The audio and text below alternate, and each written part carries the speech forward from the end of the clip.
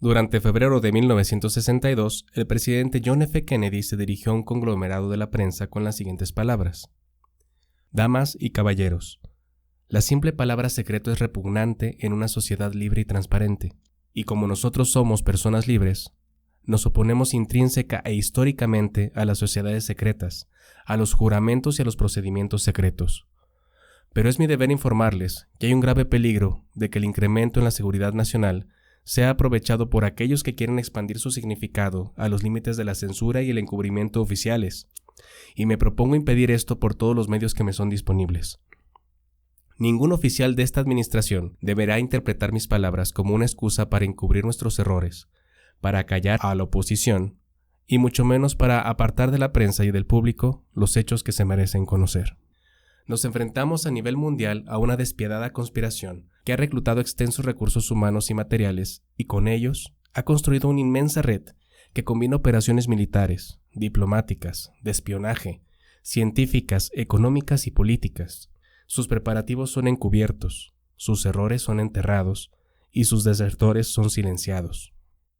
No digo a sus periódicos que apoyen mi administración, pero les pido ayuda para la difícil tarea de informar y alertar al pueblo americano oportunamente, pues confío en la responsabilidad y la dedicación de nuestros ciudadanos cuando están bien informados.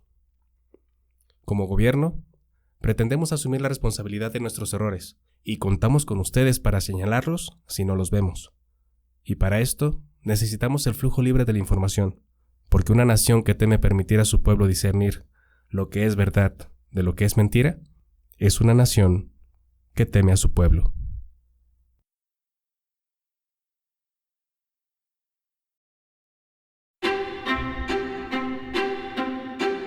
La historia original es un teléfono descompuesto del cual se derivan muchas verdades a la vez.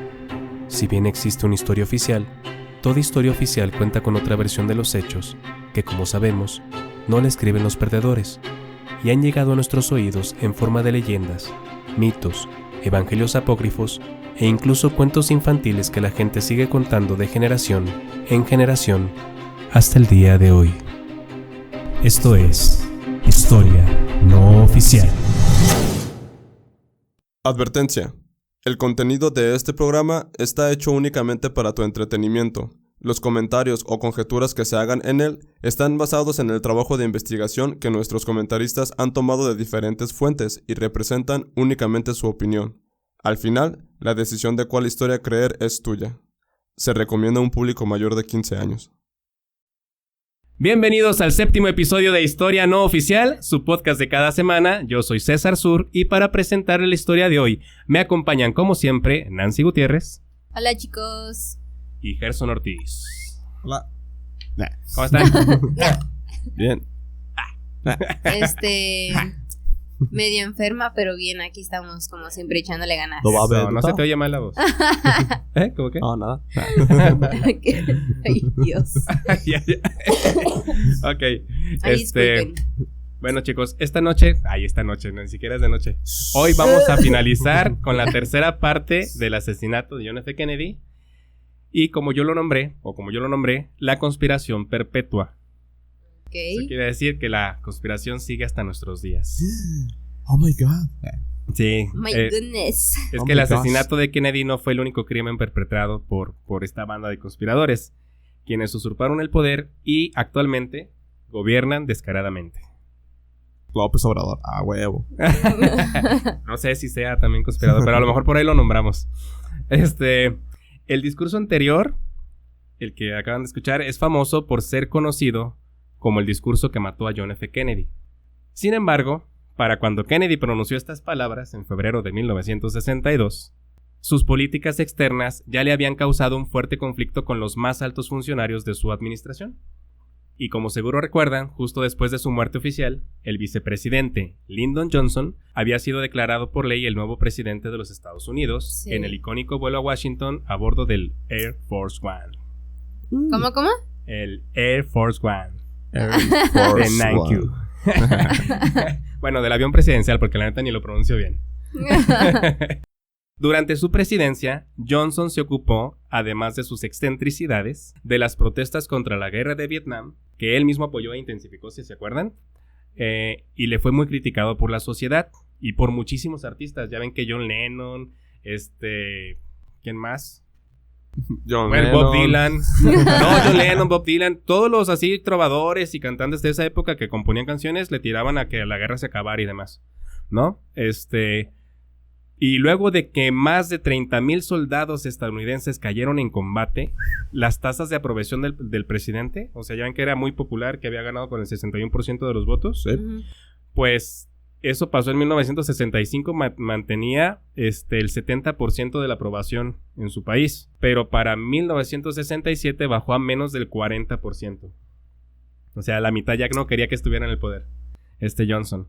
Y esta fue una de las razones por las que, fatigado del cargo y afectado por una profunda crisis moral, que todos supusieron que era por la guerra, renunció a presentarse a la reelección de 1968, dejando el camino libre para el candidato republicano Richard Nixon, quien ya venía de haber sido candidato presidencial cuando compitió contra Kennedy y de haber sido vicepresidente. Ahora ya volvió a competir para presidente. Pero hoy vamos a revisar un poco de la personalidad y de la historia no oficial de Lyndon Johnson. Y ahora sí, vamos con el tema. Dale. Va. La extenuante publicidad patriótica de los Estados Unidos nos ha permitido conocer a sus presidentes por muchas de sus virtudes, como el heroísmo de Franklin D. Roosevelt, que fue el presidente durante la Segunda Guerra Mundial, la justicia de Abraham Lincoln, que fue el que abolió la esclavitud. Y también luchó con vampiros, güey. Sí, en la película. Sí, pero no es histórica. Okay. Y la constitucionalidad de George Washington, que fue el que fundó el país, ¿no? De los padres fundadores. Y que hizo la constitución. Okay. Además de estas virtudes, sus presidentes también son conocidos por sus gloriosos y trascendentales discursos, como el famoso discurso de Gettysburg, donde el 19 de noviembre de 1863 Lincoln pronunció las famosas palabras: el gobierno del pueblo, por el pueblo y para el pueblo. Sí es famoso, ¿no? Sí lo conocen. ¿Sí? Sí lo habían escuchado. Oh, sí. Pero tendrían que pasar casi 100 años para que otro presidente impregnara en las almas de sus conciudadanos otra frase inolvidable como la siguiente, que creo que también han escuchado. A ver. No te preguntes qué puede hacer tu país por ti. Pregúntate qué puedes hacer tú por tu país. Sí. ¿Sí la han escuchado? Sí. Esta frase fue dicha por John F. Kennedy en su discurso de investidura el 20 de enero de 1961, justo cuando fue nombrado presidente. Pues fue el primer discurso de Kennedy y se quedó para la inmortalidad. Para la eternidad. Para la eternidad. Pero de toda esta fastidiosa publicidad, porque todo el mundo conoce estos discursos y ni siquiera son nuestros presidentes. Lo que quizá conocemos muy poco de los presidentes de Estados Unidos son sus escándalos. Los más sonados, si acaso, son el romance de Kennedy con Marilyn Monroe, el de Mónica Lewinsky con Bill Clinton y el caso Watergate de Nixon, ¿no? Pero poco o casi nada sabemos de sus excentricidades. Y si hablamos de excentricidades, quizá nos quedemos cortos cuando nos referimos a Lyndon Johnson. Pues no fueron pocas las veces en que este presidente dejó boquiabierta a la prensa con sus múltiples exhibiciones impúdicas y en algunos casos hasta con sus invitaciones inmorales. Veamos cómo el pueblo estadounidense tuvo que pasar de la elegancia y la buena oratoria de Jack Kennedy a lo que veremos a continuación, porque les voy a presentar ahora las excentricidades de Lyndon Baines Johnson. A ver, pues. Ahí va. Ahorita me acordé de una aquí de frases. Ajá. Dice que la mayoría son de Estados Unidos. La de aquí de México es el que no tranza, no avanza. ¿Y esa sabes de quién es? ¿De quién? Octavio Paz. En el libro creo que es de Postdata o El laberinto de la soledad, por ahí viene. Viene mucho eso de... Incluso explica por qué decimos chinga tu madre y todo ese rollo. Está interesante el libro. Pero sí, frase ya coloquial y muy popular de aquí. Empecemos hablando de que Lyndon Baines Johnson inició su mandato tratando de modificar su baño personal en la Casa Blanca. Ya ven que tienen el despacho Oval y su recámara y todo. Ajá. Hay un baño personal del presidente, nadie más puede entrar más que el presidente. Y Lyndon Johnson quiso modificarlo porque el presidente número 36 de los Estados Unidos quería una ducha igual a la de su casa. Y los requisitos no eran nada sencillos para el plomero de la Casa Blanca porque Literalmente necesitaba que la llave tuviera la misma presión que una manguera contra incendios. No hay. ¿Masajes o qué? Además, tenía que tener 2 boquillas, una apuntando a su trasero. Pues no ¿Y se otra? lo limpia bien, ¿o qué pedo? Que necesitaba mucha presión. ¿Era gordo ese presidente? No, ¿No? era muy alto. Era muy alto. De hecho, miren, aquí les muestro una fotito. Este es Lyndon Johnson. Que si se fijan, de hecho es una medio narizón, así medio... Tiene cara de viejo lesbiano, ¿no? Sí. Era de Texas. Muy así, muy... Ajá. Ahorita van a ver la Era personalidad. de racista. No, ¿No? fíjate, todo lo contrario. ¿Sabes qué? Se parece Todo a lo Freddy contrario. Krueger.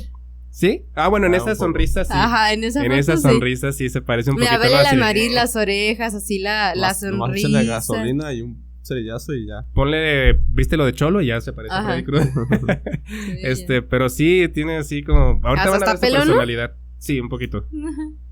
Total. Ahorita van a ver todo lo que hacía.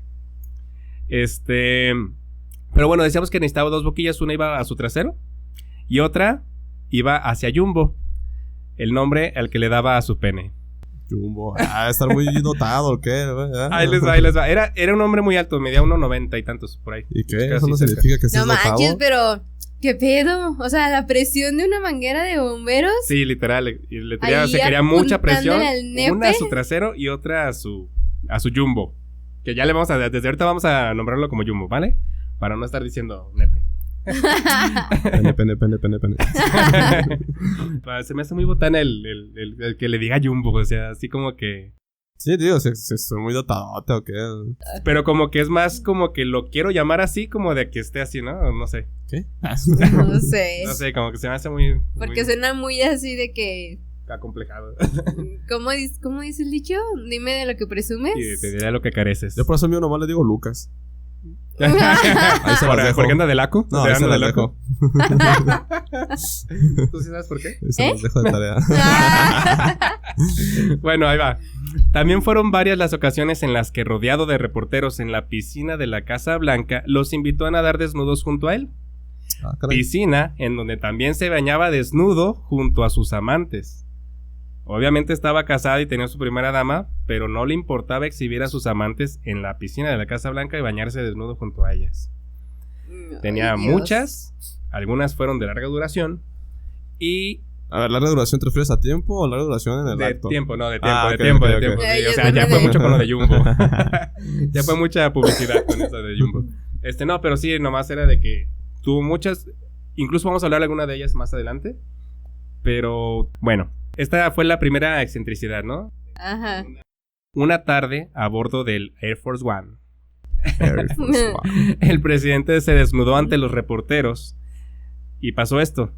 Así estaban los reporteros así como que tomándole o haciéndole la entrevista dentro del avión y simplemente se quitó la ropa interior y se quedó de pie desnudo, agitando una toalla para enfatizar sus palabras, mientras hablaba de economía. Y le empezaron a dar toallas a todos. Yo creo que sí. Yo hubiera hecho eso. Sí, pues estaba así como que nomás, como que se le encantaba desnudarse y alborotar sus palabras. Me y gustaba así. que lo vieran. Sí, como era un poco exhibicionista, pero bueno. Los periodistas que cubrían esta información ya estaban familiarizados con ese tipo de gestos e incluso con otros aún más reprobables, como cuando en una reunión formal alguien le preguntó por qué Estados Unidos seguía en guerra con Vietnam. Y se quitó la ropa. Algo así, porque Johnson respondió sacándose a Jumbo y diciendo, por esto, Ay, no mames. por los míos. Casi dijo. Por mis tanates. Sí, o sea, imagínense qué forma de responder tan... Gráfica. Ajá, tan gráfica.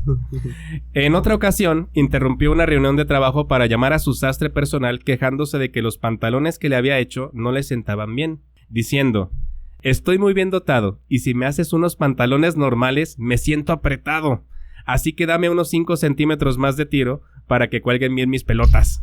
Ay, no mames. En serio, y eso le dijo en Qué una pedo. reunión formal, así interrumpiendo, a ver, ven, sastre, Sastre. llega, vente para acá. Y pues así de cuello y comiendo y con su copita de vino sí, al lado así, acá. acá y con música clásica de fondo y Entonces, ¿qué le va a decir? Y ocupo que me hagan los pantalones más grandes porque los tanates no me caben. Toda la banda escupiendo. ¿Qué dijo? Pero, o sea, nadie lo desmentía, pues. O sea, reporteros así como de que, o sea, si los mismos reporteros lo llegaron a ver desnudo. No, pues igual a lo mejor sí estaba bien dotado, no sé. Pues sí estaba muy grande, era muy alto. A ver, ¿no hay una foto por ahí? No. A ver. Ay, Gerson también. No, a lo mejor sí, pero más allá de todo, lo exhibía y lo presumía y era muy constante su... Ajá, de mírenme. Pero si hacía foros con los reporteros y luego se desnudaba, ¿no hay fotos? Que los así, no las encontré y no las busqué tampoco, No, si vas a dar la información a ver, así te hace falta investigar más, mi rey.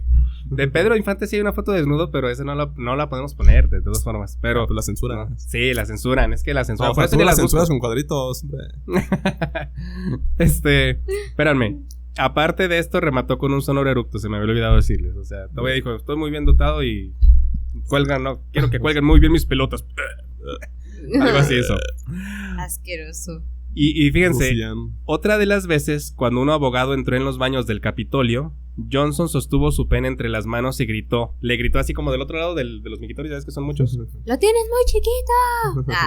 Pues no, pero lo dijo al revés, le dijo: ¿algunas veces has visto algo tan grande como esto? Sí, ¡ay, no! Sí le gritó. ¡Ay, garrote! Te la cambio.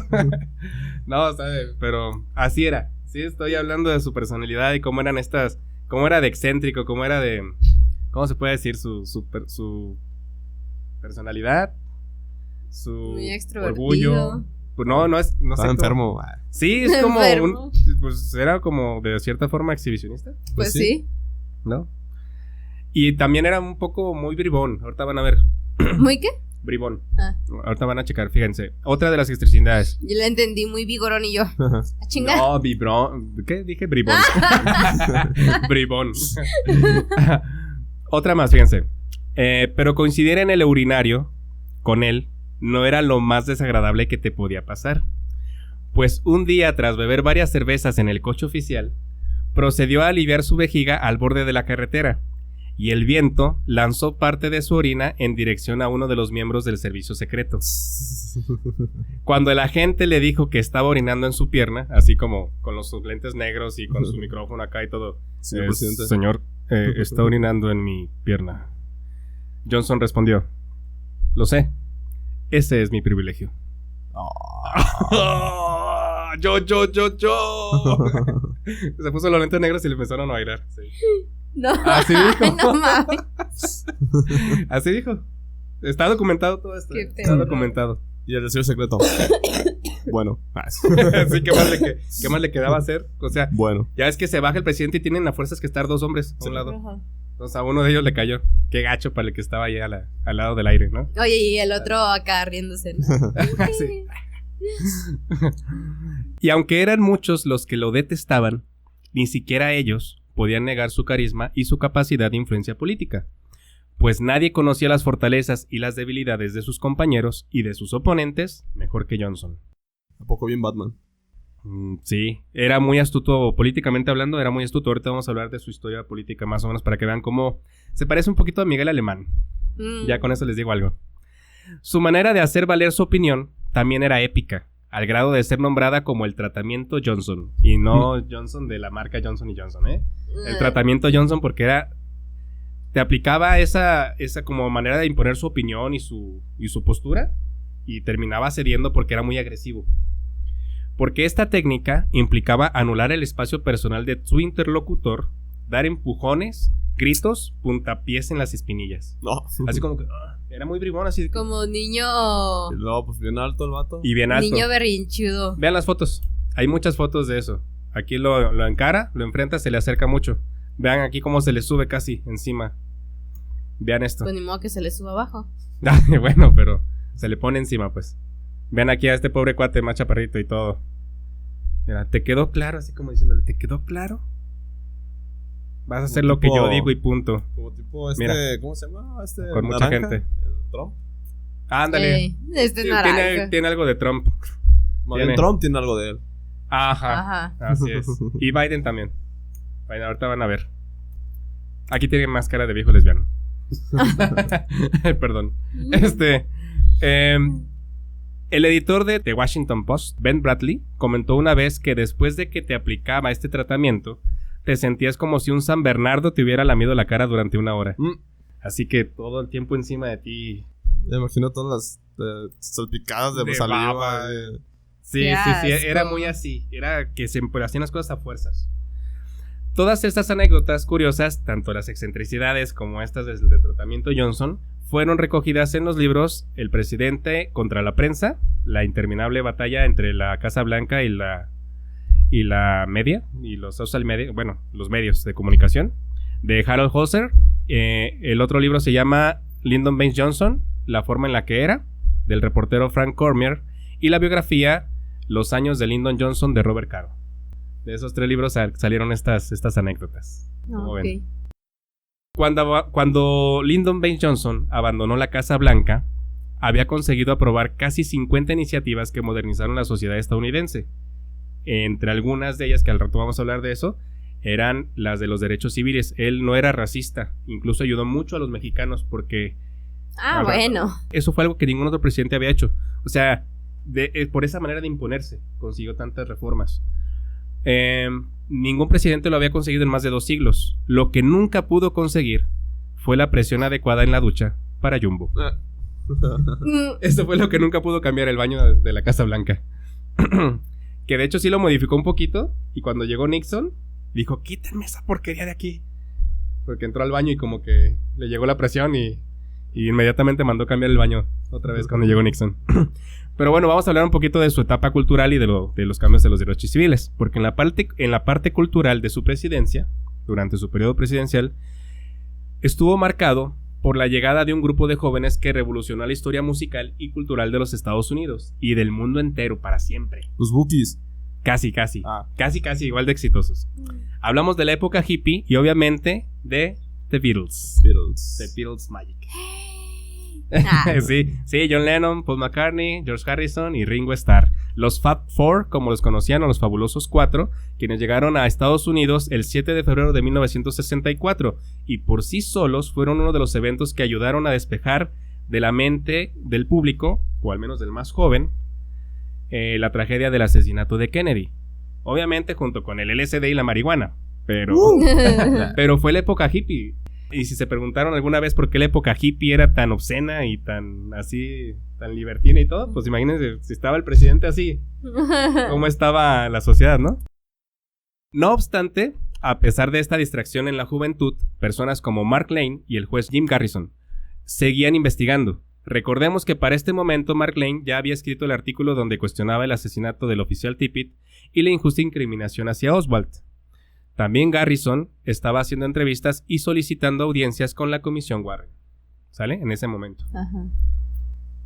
Volviendo con Johnson, su periodo también fue la época de los cambios en los derechos civiles para las personas de color o afrodescendientes, pues creó leyes que prohibieron la discriminación en el empleo y el voto para este apartado demográfico, sobre todo en el sur del país. Aquí es cuando ya le dan los derechos de votar y de tener empleo sin distinción, porque nada más había ciertas cosas que podían hacer o ser contratados para algo, como sirvientas y demás. El presidente se había creado entre la gente más pobre de su comunidad. Él tuvo orígenes humildes, y cuando ascendió al poder, gracias a su gran tenacidad, ambición y a sus puntapiés, siempre tuvo presente la marginación que sufrían los sectores de la sociedad, entre los que había crecido, y uno de ellos fue los mexicanos, porque Lyndon Johnson dio clases a mexicanos en una de sus comunidades. Y se enamoró de los mexicanos, era muy, muy fan de los mexicanos. También era muy fan de Cantinflas. De hecho, Lyndon Johnson llevó a Cantinflas a ser testigo de boda de uno de sus amigos o de sus familiares, allá en Estados Unidos, por si no sabían. Vaya. Pero ahora veamos cómo fue su crecimiento político, su vida política, la de Lyndon Johnson, ¿va? Ok. Y aquí es de donde vamos a arrancar con cómo resolver este caso. Lyndon Baines Johnson nació el 27 de agosto de 1908 en Stonewall, Texas. Fue hijo de Sam Early Johnson Jr., quien había sido diputado local en 3 periodos diferentes por el Partido Demócrata en su pueblo natal, Stonewall. Su familia era de clase media, pero había venido a menos después del derrumbe en los negocios inmobiliarios de su padre, debido a lo cual Lyndon creció en una casa sin electricidad, sin agua corriente y sufrió neumonía al menos en 4 ocasiones por el polvo que respiraba. Pues, bueno. Nada. Hay mexicanos que tienen menos, ¿no? Pero era de orígenes humildes, Ajá. ¿no? A pesar de esto, desde temprana edad mostró un gran interés en la política y una gran determinación para ganar a cualquier precio. Igual que nuestro villano favorito, como les había dicho, Miguel Alemán, ¿sale? Ahorita van a ver por qué. Cuando terminó sus estudios y trabajó como maestro en la escuela de Cotulla, que es la comunidad donde da clases a mexicanos, el estado de Texas estaba casi totalmente dominado por el Partido Demócrata, razón por la que en 1930 renunció a la escuela para unirse a la campaña electoral de Willie Hopkins, quien competía por el Senado estatal, y debido a su desempeño como organizador, fue recomendado para servir como ayudante al representante Richard Cleaver en Washington. Igual que Alemán, o sea, igual que Alemán, se pone a hacer campañas para otros políticos, resulta ser muy bueno, y lo empiezan a llamar para otros puestos, ¿no? 5 años después, fue designado director de la Administración Nacional de la Juventud de Texas por el mismo presidente amigo de los Kennedy, Franklin D. Roosevelt. ¿Se acuerdan que Roosevelt ayudó mucho a los Kennedy? Sí. Hizo negocios y todo. Pues lo puso como director de esta Administración de la Juventud. Y en 1937 fue electo diputado en su distrito en el Congreso Nacional. Aquí es donde ya agarra un puesto, donde ya se hace diputado, en 1937.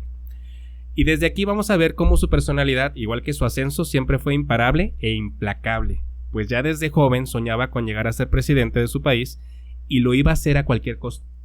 Decidido el muchacho. Muy ambicioso. Como Naruto. ¿Naruto era ambicioso? Sí, güey. Es que no lo he visto. Para 1948 se postuló como candidato a senador de Texas, compitiendo junto al ex gobernador Coke Stevenson. En la primera ronda había un margen muy cerrado y estaban casi empatados, por lo que se obligó a una segunda votación. Durante el segundo conteo y de último minuto... Se fue la luz. No, perdón. ese es Rosalina. Okay. Pero casi. Se descubrió que no se había contado la caja número 13, que contenía 201 votos de un pequeño pueblo de Texas llamado Alice. Un voto fue para Stevenson y los otros 200 fueron para Johnson. Ay. Se le aplicó igual que Biden a Trump. Sí, saben que Biden le ganó con los votos electrónicos y nomás un voto era para Trump y los demás eran para... Pero hay para demasiado, obvio, ¿no? Sí, o sea, sí. O sea, ya de perdis, no sé, 48 para uno. Sí, así como no que con eso ganas. Pero así pasó. Y esto le dio una ventaja nada más de 87 votos. Desde entonces lo llamaron Johnson el tramposo, Johnson el malicioso, Johnson el Salinas. Haz de cuenta. Y ese fue el inicio de una larga carrera política basada en el soborno y el engaño. Sigamos hablando de Estados Unidos, ¿eh? Sí. Okay, O sea, se México. parece mucho. O sea, de hecho es como Alemán, pero sin matar a sus oponentes. Todavía. O eso creíamos. Porque luego de las acusaciones de Billy Solestes, publicadas en 1984, es el personaje que dije al final del episodio pasado, se reveló que Lyndon B. Johnson había ordenado el asesinato de 8 personas, al menos con él. Nada más con él. 8 personas con él, todas ellas involucradas en los negocios sucios que Billy mantenía con Johnson o que habían representado un estorbo en el camino. Y entre la lista de 8 personas apareció el nombre del otrora fallecido presidente John F. Kennedy.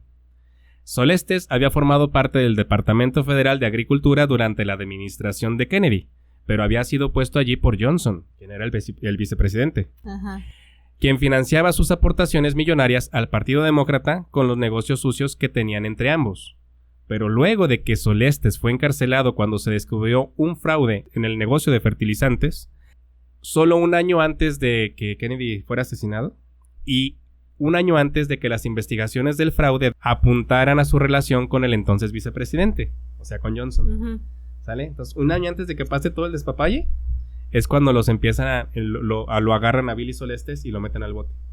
Por el fraude que hacían con los fertilizantes y que estafaban a los productores de algodón y eso, para hacer negocio con Johnson. Y así empezaría una de las conspiraciones más grandes de todos los tiempos. ¿Ya más o menos ven por dónde vamos? Más o menos. Bueno, ok. No voy a mencionar toda la lista de los nombres que están ahí involucrados en la lista. Porque nos ponemos en riesgo.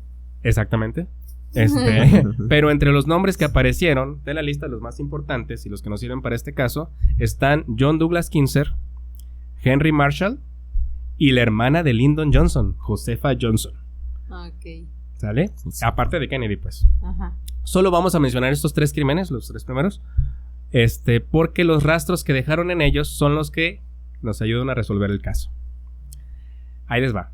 El documento de Billy Solestes también afirmó que el hombre encargado de ejecutar estos crímenes fue el sicario de Lyndon Johnson, Malcolm Wallace, quien había sido reclutado por él desde la universidad, por Johnson. Billy aseguró que la cadena de asesinatos de Johnson y Wallace comenzó en 1951 con el asesinato de John Douglas Kinzer, el primero de la lista, quien era amante de la mujer de Wallace al mismo tiempo que salía con la hermana de Johnson. ¡Ay, no manches! Sí, era amante de la mujer del asesino. Ajá. Y salía también con la hermana de Johnson. Josefa Johnson era una mujer alcohólica, drogadicta y promiscua, igual que su hermano, igual que Johnson. Pero pensó que su poca discreción y el estar involucrada sentimentalmente con Kinzer afectaría los intereses de ambos, por lo que decidió que Malcolm Wallace no solo mataría al amante de su mujer, sino también a su hermana. No manches. Así, lo acordaron entre los dos. Tanto Lyndon como Wallace dijeron, hay que matar a los dos, deshazte de ellos. ¡Qué culero! El encubrimiento del asesinato de su hermana fue fácil, pues él tenía todo el poder.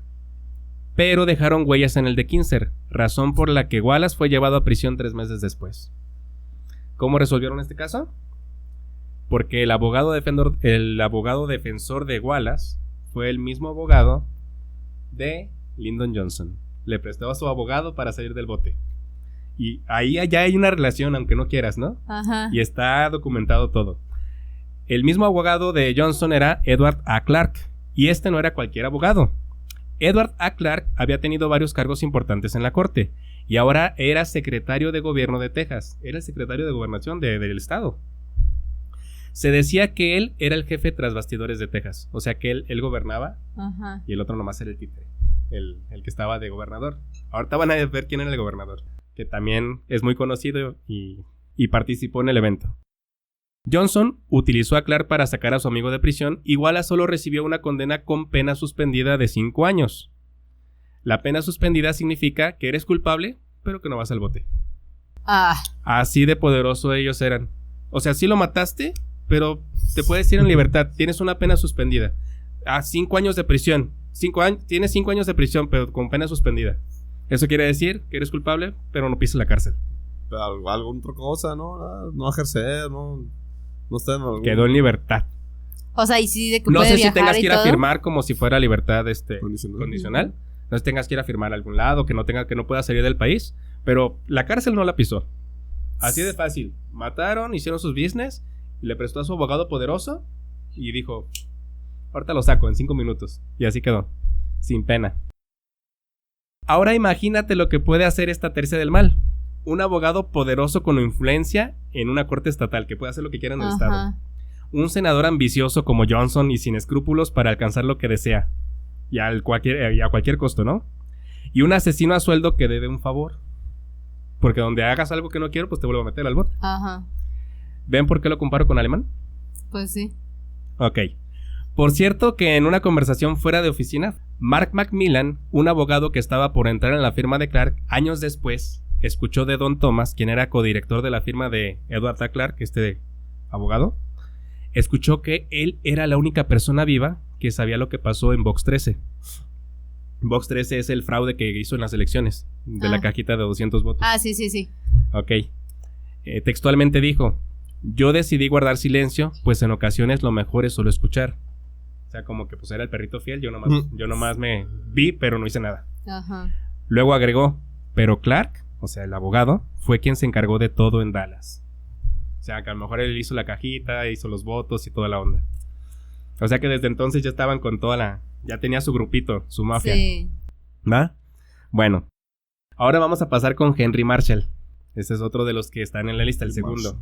Ya llevamos 2, porque ya dijimos John Douglas Kinzer. Ajá. Y la hermana, Josefa Johnson. Ya ahí son 2 muertes. Sí. Henry Marshall es otro de los nombres en la lista de las muertes de Johnson y funcionario del Departamento de Agricultura. había empezado a investigar a Billy Solestes, a quien Johnson puso en la dependencia y de quien sabía que estaba robando fondos federales para el cultivo de algodón, como les decía. Este es el que empezó a investigar las cosas. Ajá. Esta era una de las fuentes ilegales con las que Johnson financiaba sus campañas y daba aportaciones al partido. Marshall se había negado a recibir los sobornos que Solestes le ofrecía. Él no quería participar. Así que, temerosos de que esta información saliera a la luz, con alguna indiscreción de Marshall, en junio de 1961, durante una reunión con Wallace y Estes en la casa de Johnson, Lyndon dio la orden definitiva. Literalmente dijo: desháganse de él. Por lo que en esta ocasión no fue cuando detuvieron a Billy, fue después, ¿sale? Cuando es después, esto pasó en 1961. Ajá. Y a Billy Solestes lo detienen hasta el 62. Esto lo sabemos porque fue parte de las declaraciones que él mismo dijo en 1984. O sea que primero mataron a Marshall y después fue cuando lo detuvieron. El asesino nuevamente fue Wallace, el sicario, quien le dio 5 tiros a Marshall. 5 tiros. Pero el abogado Edward A. Clark era tan buen abogado que consiguió tipificar el asesinato como suicidio. No manches. Pinche gente, ¿no? Que se suicida de 5 balazos. Ay, no. ¿Dónde fueron los balazos? ¿Dónde fueron? No sé. No sé. Ahora digo, por a lo mejor en la pierna sobrevives un ratito, ¿no? Con unos 2, 3, 4, pero... Hasta los 5 en las piernas. Ajá. Pero no creo que hayan sido en las piernas. No, pues nada. No, pero lo tipificaron como suicidio. Así de bueno era este abogado, ¿no? Pues bueno, entre comillas, ¿no? O sea... Aquí por un chicle te andan metiendo al bote. Ya con 5 balazos no te hacen nada. Aquí por defenderte contra ladrones te meten al bote. Ajá. Exactamente. Y dejan suelto a esos y te meten a ti a la cárcel porque lo golpeaste. Ay, pobrecito. Sí, ¿qué va a hacer? ¿De qué va a vivir? Porque la ley dice que si él no te mató, tú no lo puedes matar. Exacto. Sí, pero se puede meter a tu domicilio. Ajá.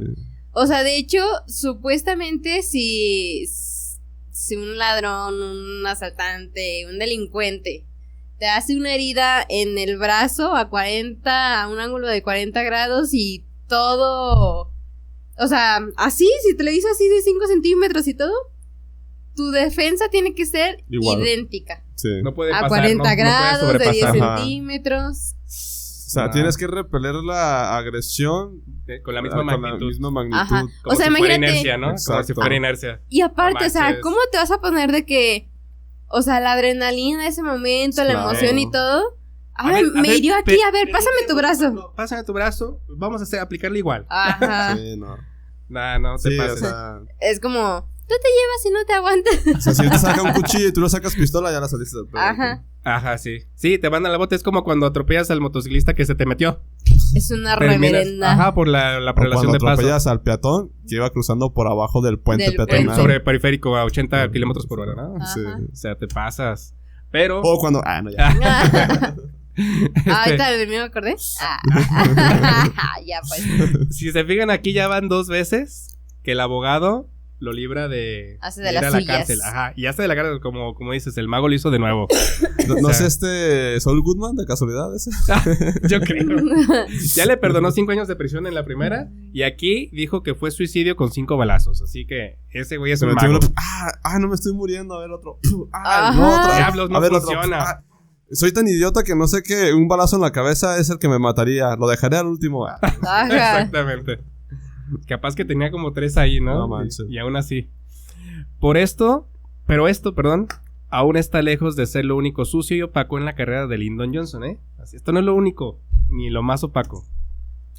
No, pues sí, eso fue antes de, ¿no? Sí, esto fue O antes sea, de... Tener todo apenas- el poder que podía adquirir, Ajá. ¿no? Sí. Esto es cuando está como senador, que está compitiendo por el Senado. Acuérdense que, bueno, ya le ganó el Senado ya es senador ahí en su Ajá. estado. Es poderoso en el estado. Nada más en el estado. Hizo todo esto.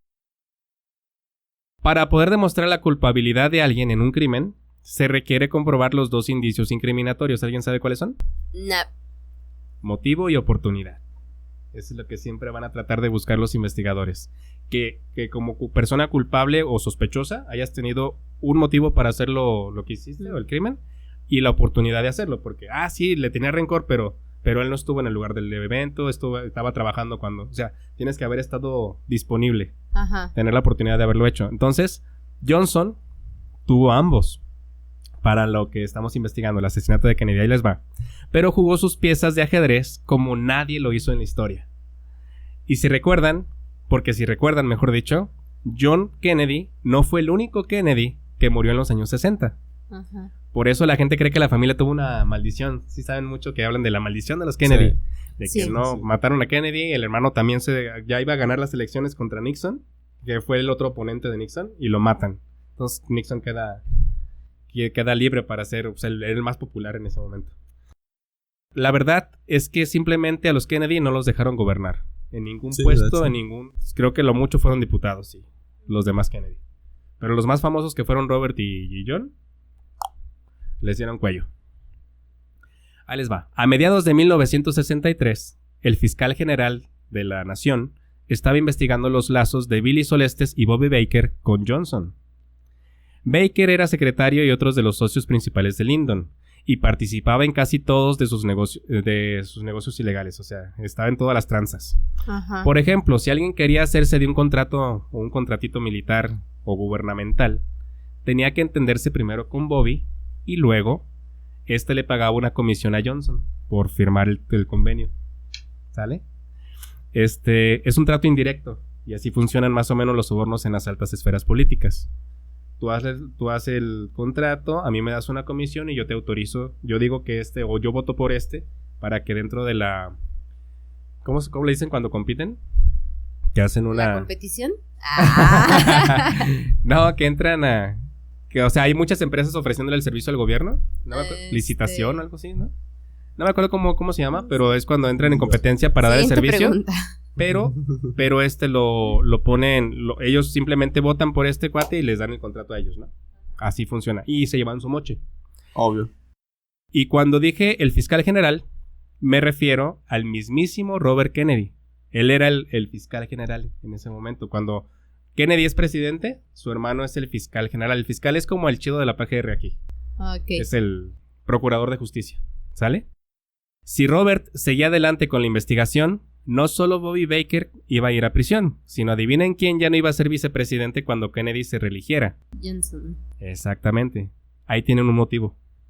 Ya les dije que toda la conspiración empezó cuando Billy Solestes fue apresado y empezaron a investigar con quién estaba relacionado este fraude de los fertilizantes en el estado de Texas. Están viendo que es con Bobby Baker, que es el que hacía el intermediario entre Johnson y estos, y de Bobby Baker se van a pasar a Johnson. ¿Quién los está investigando? Robert Kennedy. ¿Ya ven por dónde vamos? Sí. Ok, está investigando Robert Kennedy, pero acuérdense que hay un fuero y solamente llegando a ser presidente no puede ser investigado por algún delito. Ok. Entonces, este es el motivo de Johnson para empezar a hacer la conspiración o para decidir matar a Kennedy. Porque si llegan a enterarse de que Bobby Baker y Billy Solestes están relacionados con él y con los fraudes y los contratos militares y demás, ellos van a ir a la cárcel y ya no va a ser vicepresidente. Sí. Va a perder todo su poder, así de fácil. Lyndon Johnson. El futuro de la carrera política de Johnson estaba en manos de los Kennedy, tanto de Robert como de John. Pero el vicepresidente tenía aliados muy poderosos con sus propias razones para deshacerse de los Kennedy. Y les explico. Por suerte para él, los más peligrosos y poderosos estaban en Texas. Eran magnates multimillonarios y dueños de centenares de empresas quienes habían sido los electores de Kennedy, solo por apoyar a Johnson. Y esto fue una de las estrategias de campaña de Kennedy. Si se fijan, Johnson era maleducado, promiscuo, o sea, era todo lo contrario a Kennedy. Sí. Bueno, también Kennedy era medio ahí mujeriego y todo, pero era diferente, era, digamos, más discreto. Uh-huh. Sí, Johnson le valía más. Y Johnson era totalmente vulgar, era más vulgarzón. Entonces, y la campaña de Kennedy tuvo como estrategia poner a Johnson como segundo. ¿Por qué? Porque tenía todos los amigos de Texas, eran amigos de Johnson, porque eran magnates petroleros. ¿Y quiénes financiaban las campañas? ¿Quiénes podían, así, escenas de recaudación? Pues invitan a estos cuates y con esto pagan campañas. Y estos cuates aportan mucho dinero a la campaña de Kennedy, aparte de los votos de sus empresas. Ajá. Y con eso consigue Kennedy la diferencia que gana. ¿Sale? Acuérdense que cuando Kennedy hace el debate en televisión contra Nixon, gana porque tenía mejor apariencia, pero gana aún así las elecciones por un margen muy pequeño. Uh-huh. Y ese margen se lo dio Johnson. Ahora, estos inversores temían por las ideas audaces de John Kennedy, quien quería cortar el subsidio federal a la producción del petróleo.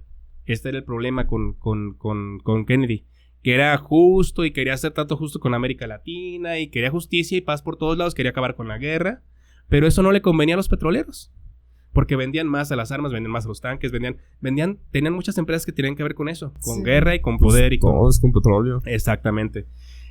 Y Kennedy les iba a quitar el subsidio federal, con lo que se ahorraban millones de dólares en impuestos. Cuando el gobierno apoya a estos cuates porque dan empleos, porque tienen empresas que benefician al país y generan mucho Producto Interno Bruto, les dan un subsidio federal, pero si se los quitas, tienen que pagar esos impuestos. Entonces se los quitas de las ganancias.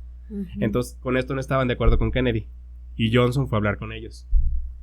Entonces, imagínense. Querían detener esta propuesta de Kennedy.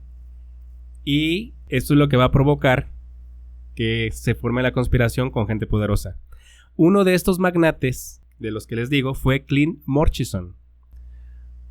Murchison debía su fortuna mayoritariamente al petróleo. Dominaba en Texas y controlaba a Johnson. Era uno de los que tenía más socios, pero él era el rico.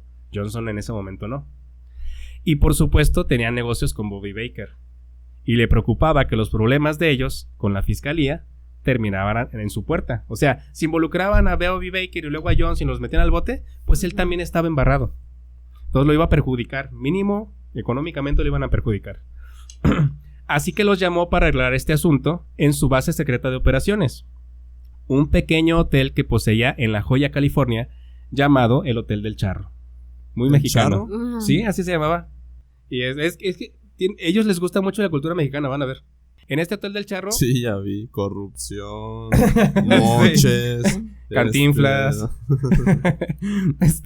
En este Hotel del Charro no solo se reuniría Johnson y Baker, sino todos los demás conspiradores. Aquí fue donde se formó la conspiración. Chequen. Chécale. A pesar de ser pequeño, el Hotel del Charro cobraba $100 la noche para que no cualquiera entrara, para que el hotel estuviera vacío y fuera más secreto y todo este rollo. Era como un lavado de dinero. Ajá. Personajes como Richard Nixon y J. Edgar Hoover eran clientes frecuentes del lugar y también conspiradores. Pocos saben que J. Edgar Hoover y Lyndon Johnson eran vecinos, buenos amigos y frecuentemente salían a pasear juntos a sus perros. Así de cuatachos eran. Hoover compartía el odio contra los Kennedy porque ellos querían relegarlo de su cargo como director del FBI luego de 39 años de servicio. Ya tenía muchos años en el poder J. Edgar Hoover y por supuesto manipulaba y tenía mucho intrusionismo en las investigaciones. Ya sabes de que están investigando los detectives y los de la policía estatal y todo este rollo, pero llega el FBI, ¿qué hace? Quítense, ábranse, nosotros nos vamos a hacer cargo de todo y los quitan. Y ellos manipulan las evidencias y ellos hacen lo que quieren. Entonces Kennedy también quería quitar esto. También quería quitar yo creo que honestamente era tóxico que alguien... Es tóxico que alguien dure tantos años como jefe de algo. Sí, de hecho. ¿No? Eso es cuando te empiezas a mañar. Sí. Poder absoluto corrompe absolutamente. De Nixon sabemos que quedó ridiculizado frente a las cámaras a nivel nacional luego del debate con Kennedy y quería verlo caer. Obviamente quería su puesto. Sí. Otro conspirador y cliente habitual del Hotel del Charro fue David H. Byrd. Esta fichita tenía muchos negocios con Murchison y era el dueño del depósito de libros de Texas, además de que también fue el fundador de la patrulla aérea, donde Lee Harvey Oswald se reclutó como fotógrafo militar. ¿Ya vieron de dónde salió Lee Harvey Oswald? David H. Byrd simplemente lo puso como chivo expiatorio. Él era el jefe y él se había reclutado en su patrulla aérea. Johnson y todos sus secuaces le tenderían una trampa a Kennedy en su campaña de reelección. Sabían que estaba por tener que volver a empezar a hacer giras y que tenía que visitar todas las ciudades. Y él era el que tenía más que ganar con la muerte de Kennedy. Pero necesitaban que todo sucediera en Texas, en su territorio, donde tenían el control total del estado. Y una pieza clave para lograr esto fue el jefe de campaña de Johnson durante el fraude del 48. ¿Adivinen quién fue? El otro conspirador, John Connally. ¿Se acuerdan quién era? ¿John Connally? Ajá. John Connally... ¿Es el que nos tenemos que acordar? No. Ay, yo también No, Connally era el que iba adelante adelante del asiento de Kennedy cuando le dispararon. Ah, ya. En ese momento era el gobernador de Texas. ¿Al que le atravesó la bala? Ajá, al ¿De que rebote? el de la bala mágica, sí, Sí. que le da a Kennedy en el cuello y se supone que viene de arriba y hace esto, pero vuelve a subir por La al cuello bala de a la espalda. Champley. Ey, el de la bala mágica. Es que eran de esas balas de las que salen en ¿cómo se llama la película del conejo? ¿Conoces a Joe Rabbit, algo así? Sí, No, Joe Rabbit. Joe Rabbit, ¿no? ¿Sí has Sí. visto las balas que ponen? Sí, que son de caricatura, ¿no? Sí. Que hacen acá. Bien así. No sé si sea estereotipo mexicano o estereotipo vaquero, pero sí. O lo tomaron de aquí. Le tomaron la idea de acá. Bueno, una de esas era. Bueno, junto con Johnson, Connally convenció a Kennedy de visitar su estado y específicamente la ciudad de Dallas. ¿Sale? Donde ¿quién era el gobernador?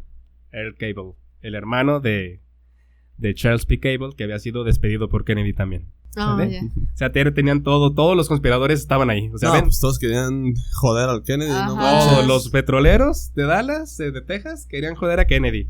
Connally, Johnson, Baker, Murchison, el Earl Cable, todos estaban en contra de Kennedy, se lo metieron a la boca del lobo. Machín. He aquí la oportunidad. Ya les dije el motivo, porque iba a ir a la cárcel y iba a perder su poder. Y aquí la oportunidad, la reelección de Kennedy, la campaña de reelección de Kennedy y la visita a Dallas. Y ellos la crearon, ellos mismos fabricaron su oportunidad porque ellos lo convencieron de visitar Sí. Dallas. Y obviamente casi era obligado, porque como sus electores más ricos, o los que habían invertido más en la campaña, estaban en Texas, pues tenía que visitar la ciudad y el Sí. estado. Tenía que ir sí o sí. Exactamente.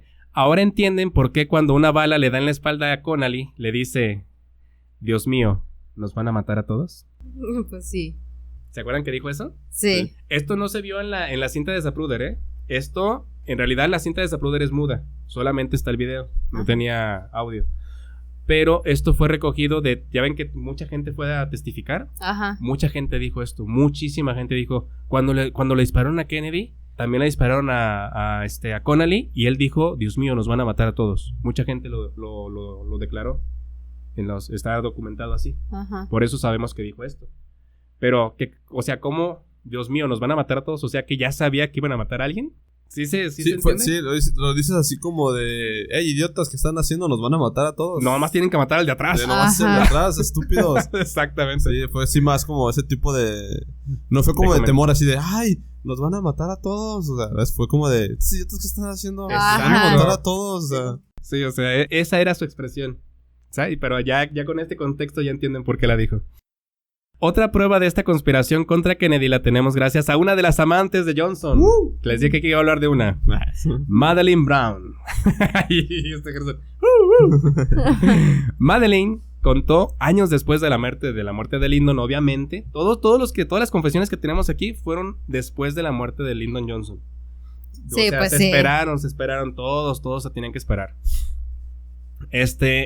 Contó que acompañó a su amante a una cena en la que el magnate Clint Murchison, este cuate que el conspirador, ofreció en su millonaria mansión de Houston. O sea, hizo una cena para todos. Y pues obviamente Lyndon no fue con su esposa, fue con la amante.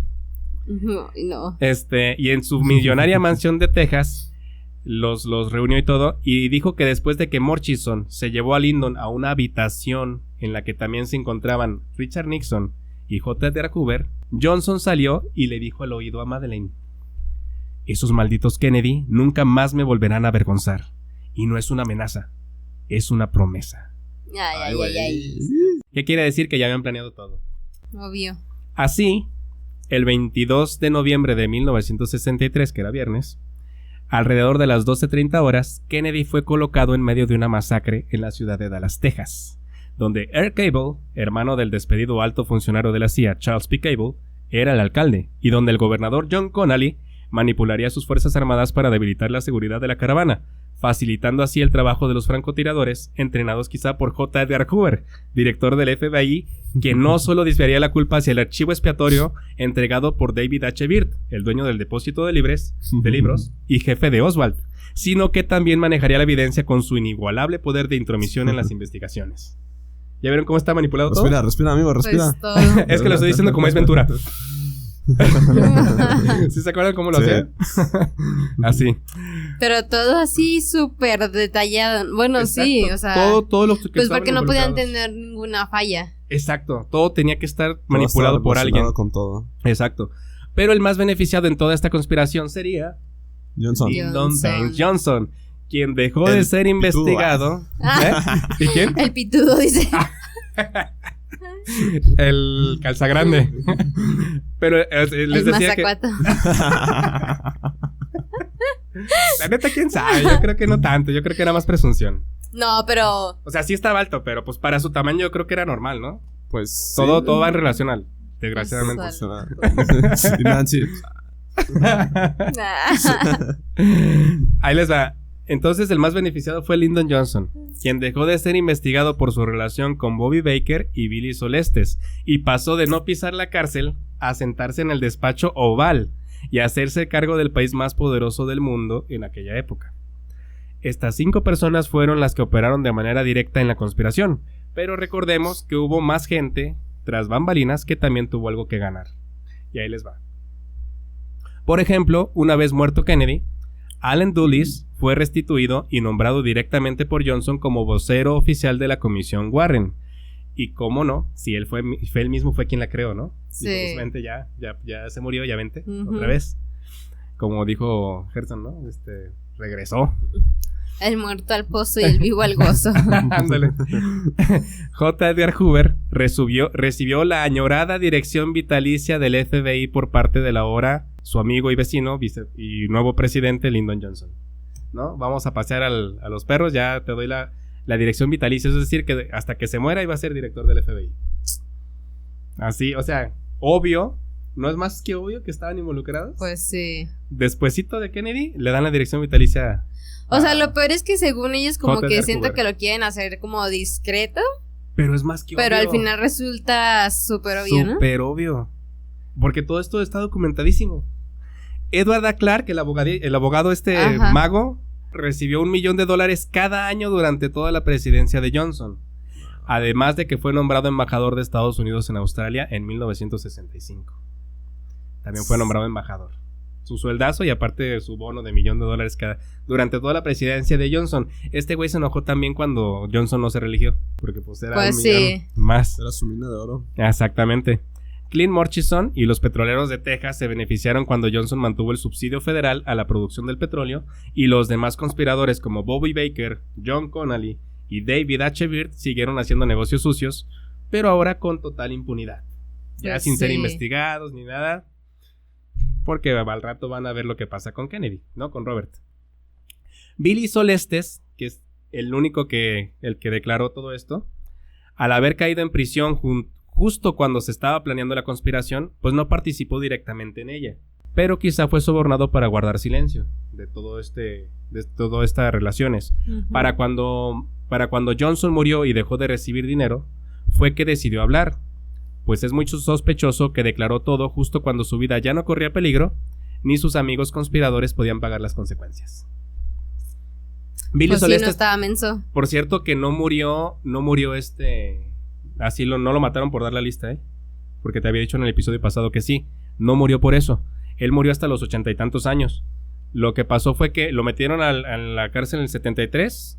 Salió de la cárcel en el 73 por ahí. Y sale un ratito y creo que como que no sé si quería hablar o algo así, que lo vuelven a meter al bote en el 74. Y es hasta el 84 que sale cuando da estas declaraciones. Y la única forma que encuentran porque fue muy sonado este tema de su participación, de la participación de Johnson en el asesinato de Kennedy, pero simplemente dijeron que estaba loco y él escribió muchos libros y trató de ganar dinero con eso, pero lo tiraron por loco y le fueron como tildando su reputación, ¿no? Así de loco, y por eso no llegó a más. Está loquito. Ajá, pero ya murió de viejo. Y loco. Y loco. Pero nos faltaba también Richard Nixon, a quien le allanaron el camino hacia la silla presidencial con el asesinato de Robert Kennedy, quien se había postulado como candidato presidencial en las elecciones del 68, compitiendo contra Nixon, luego de que Johnson renunciara a ser reelegido. ¿Se acuerdan que renunció? Ajá. Pero Nixon era republicano, Johnson era demócrata. El que tomó el lugar de Johnson no fue Nixon. El que tomó el lugar de Johnson fue Robert Kennedy. Ellos eran demócratas. Entonces Kennedy tenía toda la popularidad de su hermano atrás, ¿no? Oye, vamos a poner otro Kennedy. Y la gente iba adelante en las encuestas. Y como Nixon no iba a perder 2 veces seguidas contra otro Kennedy, Robert Francis Kennedy, exactamente, tenía que ser asesinado. Y murió a tiros la noche del 5 de junio de 1968, mientras se dirigía por un pasillo lleno de gente hacia las cocinas del Hotel Ambassador, por un sicario palestino de 24 años de nombre Sirhan Bishara Sirhan. Ajá. Sí. Este era residente de Los Ángeles y tenía ascendencia jordana. Pero aquí es donde se vincula la del MK Ultra. No sé, ¿sí saben lo que es el MK Ultra? Sí. Sí. Más o menos del control mental que ya tenía la CIA y el FBI. Entonces, este asesino no tenía ninguna relación con Robert Kennedy. Empiezan a hacer esto. Tener asesinos que no tengan relación con la víctima para que no los puedan incriminar. ¿Sale? Y lo matan y luego aparecen y dicen: necesitaremos otro Kennedy. Vamos a necesitar otro Timmy. Y es así como Nixon queda como el más popular en las elecciones y gana ahora el Partido Republicano. Pero la conspiración no terminaría allí. Pues luego de la renuncia de Nixon el 9 de agosto de 1974 por el escándalo de Watergate, si se acuerdan, el otro conspirador, Gerald Ford, tomó el lugar de Nixon como presidente. Nixon ganó la reelección y se esperó a eso para renunciar. ¿Por qué? Porque si ponían elecciones a lo mejor agarraban a otro. Pero Gerald Ford tomó el lugar de Nixon y si recuerdan, Gerald Ford también formó parte de la Comisión Warren. Ajá. Y le dio a Nixon el indulto presidencial por ese y por cualquier otro crimen que hubiese cometido durante su mandato, apelando al perdón que como buenos cristianos todos deberíamos practicar según sus propias palabras. Eso fue lo que dijo. Ay, no. Sí, si lo han visto, por ahí está el video en YouTube. Gerald Ford le da el perdón, el indulto presidencial a Nixon y simplemente lo deja en libertad, así como el abogado este. Ajá. Así, no, pues está bien, sí estuviste involucrado, pero pues te perdono, vete en paz. Perdóname nomás porque me echaste la mano. Nomás porque me dejaste tu puesto.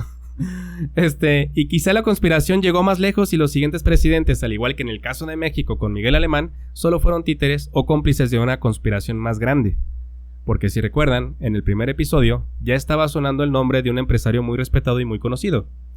¿Ustedes creen que no negociaron con George H.W. Bush, quien años más tarde fue director de la CIA y posteriormente presidente de los Estados Unidos? Y quien pondría en la mesa el discurso del nuevo orden mundial durante una reunión en España, luego del fin de la Guerra del Golfo en 1991. ¿Ustedes creen que no es conspirador también? Pues sí, obvio. Ya estaba ahí, eran los empresarios de los que estaban metiendo lana a los partidos, a las campañas. Y que ya había dicho que a Kennedy lo iban a matar y todo ese rollo. Amigo, sí, ahí está con lo de las Torres Gemelas. Ah, sí, exactamente. O sea, el hijo. Ese fue el hijo. La escuelita, pues, o sea, de los Bush. Sí. Ahí cuando va a una escuela a visitar, ¿sí? ¿Te acuerdas que va a una escuela a visitar? Lo que va a pasar eso y lo están filmando y está como preocupado, se ve así como en cualquier momento me van a dar la noticia y está así como esperando que esperando en cualquier momento me van a hablar, que me interrumpan o me van a sacar o no sé, o sea, y sí, de hecho pasa y déjame hago sorprendido. Déjame hago la sorprendido. No ¿qué puede ser? Pero sí, o sea, ahí se viene, pues, ahí se ve la escuela. Exactamente. ¿Y sabes quién era el vicepresidente o no sé si secretario de gobierno de los Bush? ¿Quién? Otro Bush. Joe Biden. Desde entonces está en el poder. Así que por eso le llamo la conspiración perpetua, amigos. ¿Sí? Ese es el mejor título que he puesto, creo que en mis guiones. Así que siguen gobernando. Desgraciadamente, desde Kennedy no tenemos un presidente honesto, creo. Digo, ellos. Nosotros tampoco. Nosotros desde nuestra revolución. Sí, no se preocupen. Desde que nos conquistaron. Desde los españoles, sí. No. Ah, te creas, no, sí, antes la prehispánica sí eran más honestos. Vivíamos mejor, la verdad. Vivíamos, ¿sabes? Como si ¿tú qué? Se vivía. Tú no pasaste el hambre que pasaron. Se vivía mejor, pues. O sea, es que muchos dicen que nos conquistaron, nos civilizaron. O sea, neta no. Ya nosotros ya estábamos civilizados desde que ya teníamos baños y sistemas hidráulicos y de riego. O sea, y ya había agricultura. Ya había agricultura, güey, eso ya es civilización. Nos bañábamos 3 veces al día. Digo, se bañaban. ¿Mis antepasados? No. Pues sí, los españoles no nos trajeron la viruela y todo ese pedo. Sí. Pero bueno, ese es un tema para otra ocasión. Esa es otra historia no oficial. Bueno, parece que con esto ya resolvimos el caso, ¿no? Que esto aclara la conspiración. Ya vimos que es una conspiración perpetua. Ajá. Pero falta una evidencia y no se han dado cuenta. O no sé si ya se dieron cuenta. Una evidencia que por sí sola puede resolver el caso Kennedy. Al menos el caso Kennedy. Ya vimos que la conspiración continúa. Pero el caso Kennedy lo resuelve una evidencia. Y no sé si lo notaron, pero aún no he mencionado que ganó o que perdió el sicario de Lyndon Johnson, Malcolm Wallace. Mencioné a todos los conspiradores menos a él. Y él fue parte fundamental. No, ¿qué? A ver. ¿Se acuerdan de la huella que nadie identificó en el depósito de libros de Dallas? Ah, sí. O sea, que dijeron, no, pues Oswald fue el que disparó de ahí, pero no encontramos sus huellas. Todas las huellas que encontramos son de los policías y de los investigadores, y hay una que nadie reconoce. Sí, era de él. Espérense. La policía de Dallas no pudo demostrar que era de Oswald, ni de ningún policía o empleado del depósito de libros. ¿Sí? Y quedó resguardada la huella. Pero como los asesinatos no prescriben en la ley... Otra vez. Pero como los asesinatos... Perdón. Pero como los asesinatos... ¿Por qué me hago esto? ¿Por qué escribo así de complicado? 2, 1. Pero como los asesinatos no prescriben en la ley, la huella se archivó y años más tarde, en 1998 y en 2001, fueron 2 ocasiones, el experto analista en huellas digitales Nathan Derby, con 35 años de experiencia sirviendo al ejército y al departamento de policía de Austin, Texas, encontró 34 puntos de similitud con otra huella que tenían registrada. Verán. Resulta que después del fraude de Nixon en Watergate, y con la creciente desconfianza del pueblo en el gobierno de los Estados Unidos, la conspiración sobre el asesinato de Kennedy volvió a salir a la luz. Otra vez la gente quiso respuestas, dijo, a ver, pues este cuate, como que vieron relaciones, ¿no? Esta fue la famosa auditoría de la CIA y del FBI, y fue cuando salió a la luz los archivos del MK Ultra, que ahí quedaron traspapelados, ¿vale? Ajá. Y una de las huellas que le llevaron a Nathan Derby para cotejarla con la huella desconocida fue la de un hombre relacionado con Johnson, nombrado como conspirador por el juez Jim Garrison y señalado en el libro de Mark Lane. Era la huella del asesino de John Douglas Kinzer, el sicario de Johnson y asesino también de la hermana de Johnson, Malcolm Wallace. Los 34 puntos hubieran sido evidencia contundente en cualquier juicio. Ajá. No necesitabas decir, oye, es que, no sé cuántos puntos tenga una huella digital, a lo mejor son 37, pero tiene 34 que se parecen. Ajá. ¿Y esto por qué? Porque acuérdense que le pones un sellito, lo pones con tinta y se impregna, ¿no? Entonces, 34 son similares y a lo mejor lo demás está borroso por la tinta. Pero 34 son iguales. ¿Cómo no va a ser idéntica? ¿Cómo no va a ser la misma huella? Esto hubiera demostrado que fue Wallace quien disparó desde el depósito de libros y hubiera demostrado la conspiración que involucra a Johnson con Billy Solestes y con Connally y con todos los demás conspiradores a los que se le hubiera relacionado con él. Pero el FBI dijo que esos 34 puntos que coincidían entre las huellas digitales no eran suficientemente probatorias y descartaron la investigación. Ay, no. Cualquier juicio, como les digo, hubiera sido contundente, como para incriminar a cualquier persona. Sí. Pero al FBI le tomó 18 meses decir que no era prueba suficiente.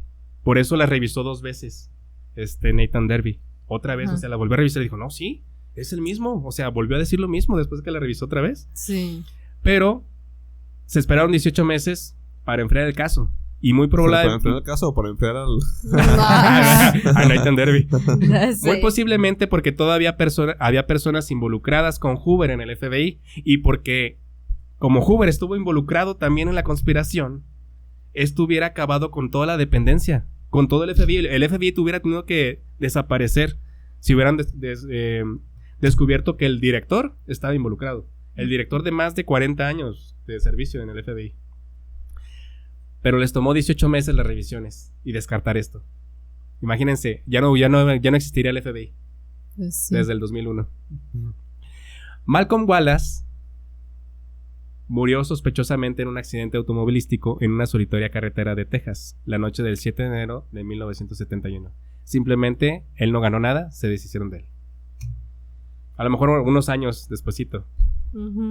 Porque Johnson en el 69 ya fue cuando ya no fue presidente. Y 2 años después murió Malcolm Wallace en un sospechoso accidente automovilístico.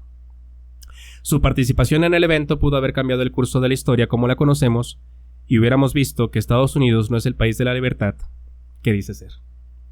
Pues sí. Pero por eso, esta fue la historia no oficial de la conspiración perpetua y el asesinato de John F. Kennedy. Y eso fue todo por hoy. ¿Qué les pareció? Interesante. Indignante. Indignante, y es algo que está resuelto y no lo han querido poner oficialmente como resuelto. Hay muchos, esos documentales están en History Channel, en YouTube hay muchos documentos en libros y demás. Evidencia muy documentada en archivos desclasificados, como les comenté, y no lo han querido hacer oficial. Hace poquito desclasificaron archivos de la CIA de Kennedy y Trump lo hizo. Y todavía está como caso no resuelto. Por eso aquí en la historia no oficial les venimos a resolver estos casos, aunque de manera no oficial, porque involucra mucho, como ya vieron, mucho poder. Corrupción. De hecho, creo que ya están tocando a la puerta unos hombres de negro.